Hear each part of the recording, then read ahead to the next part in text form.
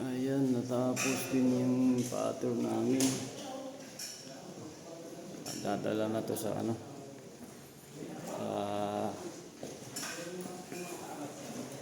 Lutuan. Ano siya? Madadala na sa lutuan yan? Dito yung umpisa yung tandaan nyo. Dito yung umpisa number 1. Number 2. Ayan.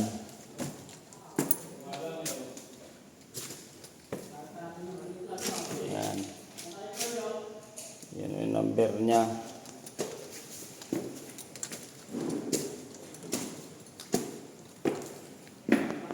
Number 6. Tapos nandun yung number 7. 7. Number 8. Yun na yung number 10.